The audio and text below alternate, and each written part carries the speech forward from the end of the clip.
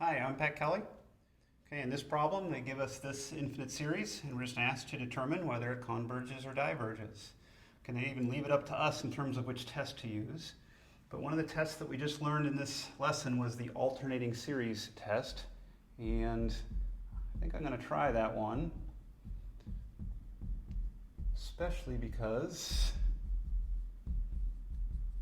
take a look at the series that they gave us. It is an alternating series. That's that -1 raised to that power. It's going to bobble it back and forth between positives and negatives.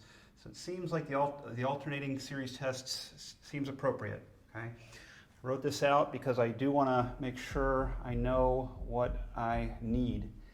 For the alternating series test, you need two things. One thing that you need is the limit as n goes to infinity of the nth term, but without that -1 raised to a power. The way that we define our alternating series is you have the -1 to that power, but then it's being multiplied by your a sub n. So my a sub n here is just going to be 1 divided by that n plus 1. And what I need with this limit is for that to equal 0. And the second thing that we need for the alternating series test is for the n plus first term to be less than or equal to the nth term. That's my list of requirements. Now let's do the work with our specific series over here. So for this limit, maybe I'll even say this is for us.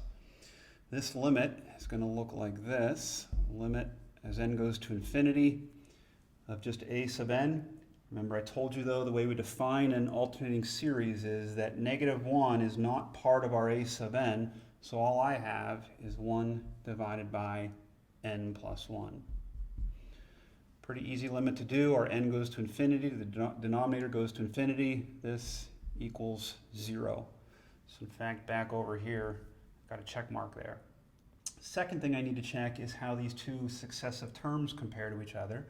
So for us, a sub n plus 1 will equal, again, don't forget the a sub whatever doesn't include the -1, so I'm just going to have 1 over n plus 1 in for n, so n plus 2. And I want to know if that's less than or equal to, it's a question mark for me right now, 1 over n plus 1, which equals our a sub n. Okay. Comparing these two, which are on the outside of this statement, and I'm trying to see if they're satisfying this inequality. So if you focus on this inequality, it's one of those pieces of math here where we just think through it. There's more logic than any kind of algebra.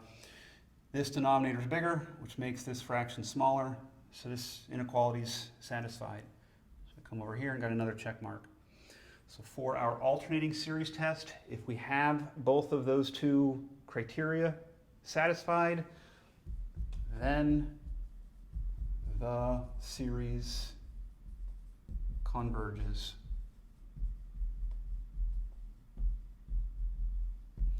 Okay, final statement here then for us for this problem. I want to get in the habit of concluding with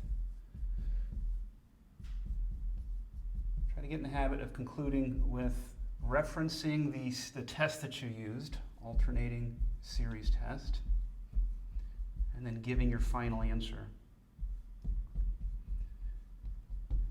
Hence, by the alternating series test, the given series converges.